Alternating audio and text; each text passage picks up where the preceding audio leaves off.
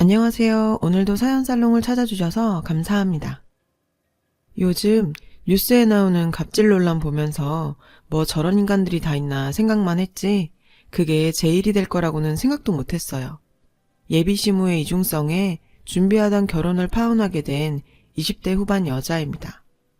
저는 동네에서 부동산 하던 부모님 덕분에 어릴 때부터 제 이름보다는 최씨 복덕방 둘째라 불렸어요. 저희 부모님은 살면서 제가 본 사람 중에 가장 성실한 사람들이라고 해도 과언이 아닐 정도세요. 매일을 바쁘게 일하시는 분들이었고 그런 부모님의 노력 덕분에 풍족한 학창시절을 보낼 수 있었어요. 비록 어린 시절 부모님과의 추억이 거의 없다는 단점이 있었지만요. 평일, 주말 할 것 없이 바쁘신 부모님이셔서 어린 시절부터 저희 자매는 둘이서 모든 일을 해결해야 했어요. 그 덕분이라고 해야 할까요? 자매 둘의 성격이 누군가에게 의존하기보다는 모든 걸 스스로 해결하려고 하는 자립적인 성격들로 자라게 되었죠. 그렇게 시간이 흘러 대학 졸업반이 된 저는 바로 취업을 하는 것보다 좀 더 넓은 세상을 보고 싶었어요. 대학생활 내내 알바해서 모은 돈으로 부모님께 손 벌리지 않고 미국으로 2년간의 어학연수를 떠나게 되었어요. 몇 년이나 철저하게 준비해서 시작한 미국 어학연수 생활. 그렇게 자립적인 사람이라고 생각했던 제가 나는 그저 부모님 그늘 아래서 편하게 살았구나를 깨닫는 데는 그리 오랜 시간이 걸리지 않았어요. 방 하나 구하는 것부터 어학원 알아보는 것까지 쉬운 일이 하나 없었습니다. 준비했던 돈은 2년간 미국 생활을 하기엔 택도 없었죠. 알바를 구하려고 해도 영어를 아주 잘하지는 못하는 동양인 여자애를 받아주는 가게는 없었어요. 결국 회사 다니고 있던 우리 언니에게 돈을 빌릴 수밖에 없었죠. 나중에 알게 된 사실이지만 아버지께서는 제가 어학연수 떠날 때부터 이런 일을 예상하신 듯 고집센 둘째다 분명 본인에게 손 벌리지 않을 거라며 언니를 통해서 지원해 주셨답니다. 그 덕에 중간에 한국으로 돌아가는 일은 없었어요. 그렇게 1년쯤 흘렀을까요? 영어도 많이 늘고 미국 생활에도 적응하면서 샌드위치 가게에서 일을 하게 되었어요. 그곳에서 그 남자를 만나게 되었죠. 매일 오전 10시쯤 수더분한 차림에 악기 가방을 메고 메뉴판을 뚫어지게 보다가 주문하곤 했어요. 그의 선택은 늘 가장 싼 2불짜리 샌드위치와 1불짜리 커피였고 그의 악기 가방에 그려져 있는 태극기를 보고 우리나라 사람이라는 걸 알게 되었죠. 외국 생활 해보신 분들은 다 공감하실 거예요. 그런 데서 한국 사람을 보면 그렇게 반가울 수가 없거든요. 특히 제가 살던 곳이 한국 유학생은 거의 없는 지역이라 한국 사람 마주치는 일이 거의 없었고 제 또래 사람은 더욱이 없었어요. 매일 가장 싼 샌드위치를 시키는 그의 모습이 뭔가 저와 비슷한 것 같아서 사장님 몰래 2달러짜리 샌드위치를 마치 10달러짜리 샌드위치처럼 만들어줬더니 그가 저를 의아하다는 듯 쳐다봤는데요. 한국 사람이죠? 서비스예요. 저희는 그렇게 인연을 가지게 되었어요. 가끔 만나서 밥 먹으면서 이런저런 이야기 나누다 보니 그에 대해서 알게 되었는데요. 바이올린 공부를 위해 미국으로 왔다는 그의 집안은 온 가족이 음악을 하고 있는 음악가 집안이었습니다. 여유 좀 있는 집안 형편이었음에도 어릴 때부터 부모빨로 성공했다는 소리가 듣기 싫어서 부모님 지원 없이 지내다 보니 가장 싼 샌드위치를 먹을 수밖에 없었다고 말했어요. 매일 메뉴판 앞에서 고민하던 이유를 듣게 되니 그와 제가 많이 닮았다는 생각이 들더라고요. 그에게 좀 더 뭔가 모를 동질감을 느끼게 되었고 먼 미국 땅에서 피 끓는 20대 중반 남녀의 만남은 좋은 관계로 발전하게 되었어요. 시간이 참 빠르게 흘러갔어요. 예정했던 2년의 어학연수를 마치게 되어서 제가 먼저 한국으로 들어오게 되었고 그 후 남자친구도 학업을 마치고 돌아왔죠. 2년간의 열애 끝에 결혼 약속을 하게 되었어요. 예비 시어머니께서는 본인이 적극 참여한 불우이웃을 위한 자선음악회에 저를 초대해 주셨어요. 그곳에서 예비 시댁 식구들과 첫 만남을 가지게 되었어요. 듣던 대로 남자친구의 집안은 부모님, 형제는 물론 심지어 삼촌 고모까지도 전부 음악하시는 음악가 집안이었어요. 늘 바쁘다 보니 대화가 적었던 저희 집과 달리 가족들끼리 같이 노래도 부르고 공연도 하는 남자친구의 집안을 보니 뭔가 부럽기도 하고 신선했는데요. 특히 예비 시어머니께서는 항상 노블리스 오블리제를 실천하기 위해서 노력하신다고요. 매년 자선공연도 이렇게 참여하시고 봉사활동도 다니시면서 약자들을 위한 삶을 살고 계신 분이라더군요. 저런 훌륭한 사람이 내 시어머니가 되실 분이라는 게 뿌듯하고 자랑스러웠어요. 시댁 식구들과 첫 만남 이후 같이 자선단체의 봉사활동도 다니면서 시댁 식구들과도 많이 가까워졌고 저희 아버지 건물에 있는 한식당에서 상견례를 약속하게 되었습니다. 상견례 전에 본가를 찾아갔는데 아빠의 오른팔에 깁스가 둘둘 말려 있었어요. 아빠, 손에 깁스 뭐예요? 다쳤어요? 아빠는 별거 아니라며 웃어 넘기셨어요. 아빠는 부동산업을 하시면서 허튼 돈 안 쓰고 좋은 건물 나올 때마다 사고 관리하고 하셨어요. 그러다 보니 지금은 꽤나 큰 건물의 건물주가 되셨지만 20년 전 2층짜리 건물주일 때나 지금이나 달라진 건 하나도 없었어요. 늘 자기 건물은 주인이 직접 관리해야 가치 있는 거라며 직원들과 함께 청소도구 들고 다니며 청소하셨죠. 위험한 일 직원들 어떻게 시키냐며 본인이 스스로 허드렛 일을 자처하기도 하셨고요. 그러다 보니 감전당하신 적도 있고 이마가 5cm나 찢어져서 피를 철철 흘릴 때도 있었던 터라 딸 입장에서는 이제는 좀 내려놓고 쉬셔도 되지 않겠냐고 하면 늘 하시던 말씀이 있으셨어요. 현아야, 내가 이렇게 안 하면 누가 이렇게 하니? 내가 내 건물 스스로 잘 가꿔야 여기 새 들어서 장사하는 분들한테 면이 서지 않겠어? 아빠는 건물에서 일하시는 직원분들이나 세입자분들을 먼저 생각하시는 분이었어요. 그러다 보니 아빠 건물에 한번 자리 잡은 곳은 오랫동안 그곳에서 영업을 했어요. 저도 식당 이모들과 거의 가족처럼 지냈고요. 그러다 보니 제 상견례 장소로 부모님과 10년 넘게 인연을 맺어온 이모님의 가게로 결정한 것도 어찌 보면 당연한 일이었죠. 식당 이모님은 제 상견례는 본인이 책임진다며 음식도 정말 정성껏 준비해준다고 하셔서 상견례 전에 가게를 방문했어요. 이모님께서는 정말 충격적인 이야기를 해주셨죠. 현아야, 김 사장님 팔 좀 괜찮으셔?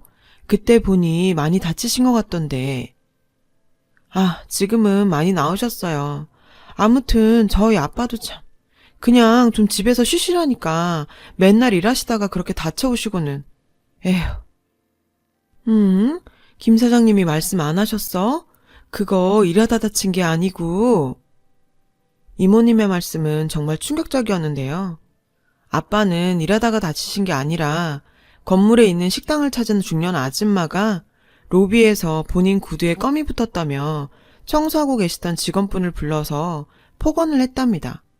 그걸 본 아빠는 그 중년 아줌마와 다툼이 있는 중에 말리시다가 그 중년 부부로부터 폭언과 폭행을 당했다고 해요. 그때 순간 며칠 전 남자친구가 저에게 했던 말이 떠올랐는데요. 자기야, 오늘 우리 엄마랑 아버지가 식당에 갔다가 낭패당했다더라.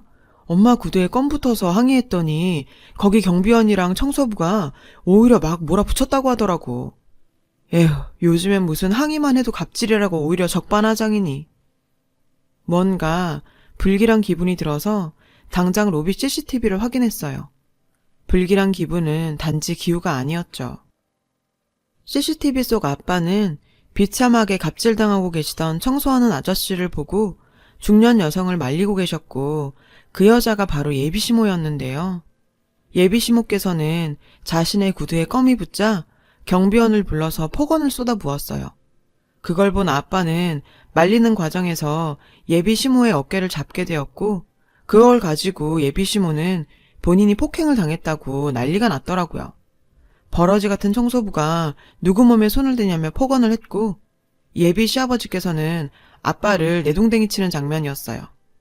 정말 CCTV 화면을 보고 나니 화가 나서 손발이 부들부들 떨렸습니다. 노블리스 오블리제 타령하면서 약한 사람들을 도와야 한다고 말했던 그 여자가 자기 구두에 껌 좀 붙었다고. 경비 아저씨를 불러서 무릎 꿇으라며 소리치고, 아빠에게 청소나 하는 버러지라며 청소부를 무시하고 갑질하는 모습을 보니 자선 행사하고 봉사활동 다니는 게 그저 남들에게 보여주기 위한 허세였을 뿐이라는 걸 알게 되었죠. 아빠가 어떻게 살아오셨는데 제 인생에 이런 인간들하고 엮일 수 없었습니다. 결혼을 엎어버릴 결심을 하게 되었는데요. 이모님께 이야기를 듣고 CCTV를 확인하고 하다 보니 상견례가 1시간도 채 남지 않은 상황에서 아버지에게 갑질한 그 가식적인 인간들에게 사과는 받아야겠다 마음이 들어 상견례는 그대로 진행하게 되었어요. 사돈, 처음 뵙겠습니다. 이야기는 많이 들었습니다. 자수성가로 성공하신 분이라. 그 우아하고 교양 있는 모습으로 저희 부모님께 인사하는 그 여자는 역시나 말끔하게 차려입은 저희 아빠를 못 알아보는 눈치였어요. 참 어이가 없더군요. 며칠 전에 버러지 같은 경비원에 청소부라고 부르던 인간이 옷 하나 바꿔 입었다고 자수성가하신 훌륭한 분이라고? 사람 외적인 모습만 보고 이렇게 태도를 바꾸는 그 여자의 모습에 보는 것만으로도 역겨웠어요. 저희 아빠도 역시 깜짝 놀라는 눈치셨죠. 아빠, 여기까지 오시게 해서 미안해요. 나 꼭 직접 사과받아야겠어요. 이 사람들은 역시나 못 알아보네요. 저기요, 저희 아빠 못 알아보세요? 응? 아가야, 그게 무슨 소리니? 사돈, 뵌 적이 있던가요? 어디 골프장? 백화점? 어디서 낯이 있긴 한데. 아줌마, 자기보다 잘나 보이는 사람들한테는 고개 숙이고 자기보다 못나 보이는 사람한테는 갑질이나 처하는 게 당신 모습이죠. 노블리스 오블리제? 지나가던 개가 웃어요. 순간 남자친구는 당황한 듯 제 말을 가로막았는데요. 자기야, 무슨 말이야. 아줌마는 뭐고 갑질이라니. 우리 엄마가 언제. 한참을 생각하던 예비시모는 뭔가 떠오른 듯 말했죠. 아, 그 청소부? 아니, 부동산으로 성공한 분이라고 하길래 기대가 컸는데 청소하는 사람이 너희 아버지? 아이고, 부동산으로 집에 돈 좀 있는 줄 알고 결혼시킬랬더니 완전 사기꾼 집안이네, 사기꾼. 잘못하다가 청소부 집안이랑 결혼시킬 뻔했네. 현수야, 일어나라, 가자. 아줌마, 이 결혼은 당신이 없는 게 아니라 내가 없는 거예요. 며칠 전에 이 건물에서 그 난리 핀 거 아니었어요? 머리가 있으면 생각을 좀 해보세요. 부동산으로 성공하신 분이 왜 여기서 청소를 하고 있겠어요? 네? 이 건물이 우리 아버지 거니까 본인이 직접 청소하고 관리한다는 생각은 안 해보셨어요? 살면서 사람 눈이 그렇게 파르르 떨리는 건 처음 봤어요. 이 건물의 주인이 저희 아빠라는 사실을 알게 된 예비시모는 그 자리에서 마치 석고상처럼 굳어있더라고요. 저희 딸은 이미 결정한 것 같으니 저희는 먼저 일어나 보겠습니다. 아, 사돈, 우리가 잘못했습니다. 사돈인 줄도 못 알아보고 저희가 잘못했네요. 한 번만 용서해 주세요. 결혼 몇 달 앞두고 이렇게 엎어버리면 어떡합니까? 애들을 봐서라도 제가 무릎이라도 꿇을게요. 네? 갑자기 식당을 나가려는 아빠의 바지가랑이를 잡고 매달리는 그 여자였죠. 정말 아빠 건물 앞에선 교양도 자존심도 다 버린 듯해 보였어요. 남자친구는 다 체념한 듯 고개를 푹 숙이고 있었어요. 얘야, 아무리 화가 나더라도 결혼 얼마 안 남았고 이렇게 결혼을 없니? 너희 아버지한테 말 한번 잘해주렴. 내가 큰 실수했다. 내가 그 청소부가 너희 아버지인 거 알았으면 그렇게 했겠니? 나도 몰랐으니까 그런 거 아니겠어? 그 여자는 아직도 자기가 뭘 잘못한지 깨닫지도 못하는 듯 했습니다. 떨어지라고 밀어봐도 아빠의 바지가랑이를 계속 붙잡고 있길래 식전에 나온 호박죽을 그 여자 머리에 엎어버렸어요. 어머머, 이게 뭐야? 누런 호박죽이 얼굴에 흘러내리는 꼴을 보니 참 그 여자의 진짜 모습인 것 같더라고요. 아직 뭐가 잘못됐는지를 모르네. 당신은 청소하는 사람들한테는 그렇게 해도 된다고 말하는 거예요? 그리고 당신들은 당신 아들 결혼 걱정할 때가 아니야. 당신들이 우리 아빠한테 어떻게 했는데 바닥에 내팽개 쳐져서 손목 부러진 거 알아? CCTV 다 확보해놨으니까 경찰한테서 연락 갈 거야. 솔직히 남자친구에게는 조금 미련이 남았지만 어릴 때부터 부모님이 건물에서 일하시는 분이나 세입자분들에게 하는 행동을 보고 자란 저로서는 그런 행동을 하는 인간들을 이해할 수도 이해하고 싶지도 않았거든요. 파혼 후에 아버지 폭행건으로 고소를 진행했어요. 기본적인 예의도 없는 인간들. 얼굴 한번 내비치지 않고 전화 한 통 툭 해서 합의를 해달라고 하더군요. 아빠는 참 저런 인간들하고 사돈 안 된 게 다행이라며 그런 푼돈 필요 없으니 그 여자한테 폭언들은 경비원 아저씨한테 무릎 꿇고 사과하면 합의해주겠다고 하셨죠. 그 여자는 어떻게 자기가 그딴 청소부랑 건물 경비원한테 무릎 꿇냐며 여전한 모습을 보였는데 뭐 그렇다고 지들이 어쩌겠어요. 폭행죄로 빨간 줄 생기긴 싫었는지 경비원 아저씨에게 와서 결국 무릎 꿇고 사과하더라고요. 통쾌하게 그지 없었어요. 한편으론 아저씨 앞에 무릎 꿇고 있는 그 모습을 보고 있자니 왜 저렇게 사나 싶었습니다. 살면서 저희 부모님이 막연하게 성실하신 분이다라는 생각만 했었는데 내가 살아도 부모님처럼 못 살 것 같다는 생각이 들 정도로 훌륭한 분이시더라고요. 그들이 거창하게 지겹도록 내뱉던 노블리스 오블리주를 아무렇지 않게 실천하시는 분이 저희 부모님이셨으니까요. 엄마 아빠가 살아오신 길 제가 더럽히지 않도록 더 정신 똑바로 차리고 살아야겠습니다. 제 이야기를 들어주셔서 감사합니다. 항상 행복하세요. 여러분, 사연 댓글에 응원과 현명한 조언 부탁드려요. 좋아요와 구독은 저에게 큰 힘이 됩니다. 오늘도 좋은 일 가득하세요.